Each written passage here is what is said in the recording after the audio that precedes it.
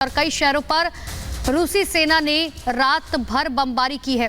Kharkiv की बात करें, मारियोपोल की बात करें, माइकोलेव की बात करें, हर जगह एक जैसे हालात और पिछले 49 दिनों से लगातार ये युद्ध जारी है। अनुराग, और तस्वीरें हम लगातार अलग अलग शहरों की आपको दिखा रहे हैं और इन तस्वीरों के माध्यम से आप ये समझ भी पा रहे होंगे कि किस तरीके से इन शहरों में तबाही मची है।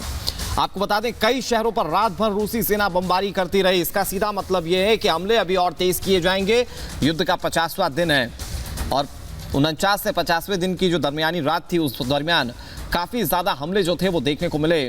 रूस ने एक के बाद एक अलग अलग शहरों में, खासतौर पर खार्किव और मारियोपोल की बात करें तो सबसे ज़्यादा कहर यहीं पर बरपा है रशियन आर्मी का।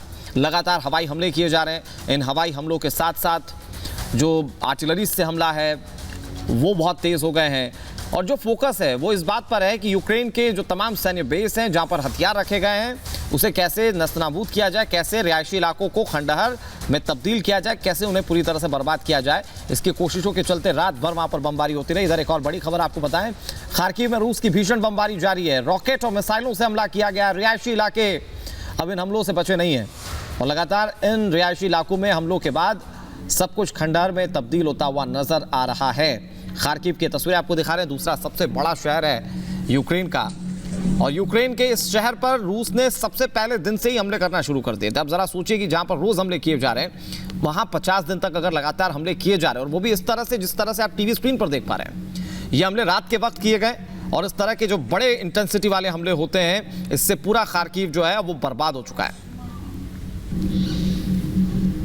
और दो तस्वीरें आपके सामने देखिए, रूसी सेना की तरफ से लगातार हमले जारी हैं। खार्किव में बमबारी की जा रही है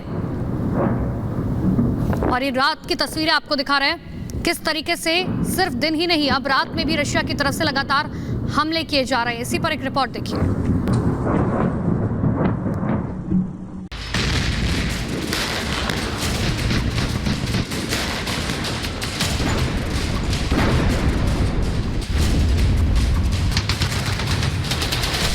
पुतिन के प्रहार के 50 दिन।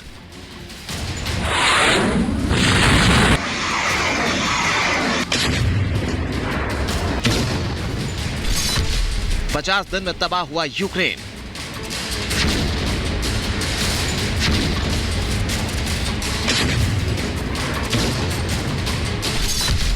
यूक्रेन में आग की बरसात कब तक?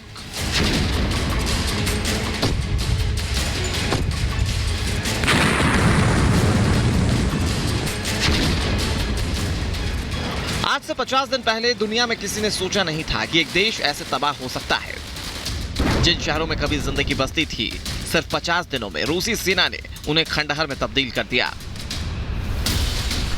विश्व युद्ध के बाद दुनिया ने पहली बार ऐसी तबाही देखी।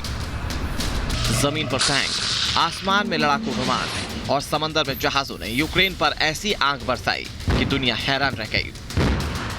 जिन शहरों में सबसे ज्यादा नुकसान हुआ उनमें खार्किव, मारियोपोल, चर्निहाइव, बूचा, ओडेसा, मकरीव और डोनेस्क हैं।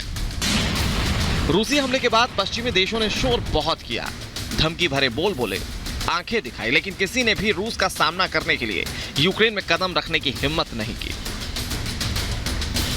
संयुक्त राष्ट्र में प्रस्ताव लाए गए। अमेरिका और उसके सहयोगियों ने बंदिशों की बरसात की, लेकिन पुतिन अपने फैसले से नहीं टिके।